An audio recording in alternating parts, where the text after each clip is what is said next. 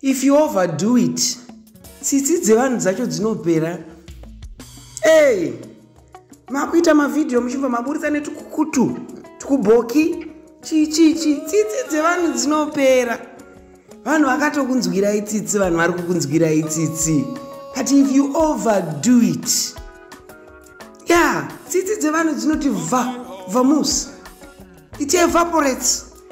Zvinoti nyanya zvoshaya basi.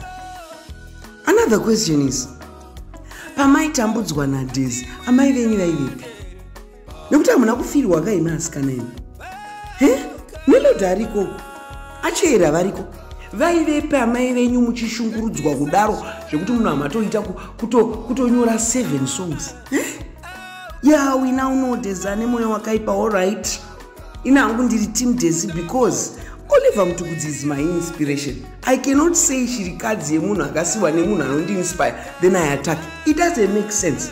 You cannot attack what you want to attract. That's why I stand with Daisy on this one. But my question is, vaivepi mai venyu vachisiya muchishungurudzwa naDaisy?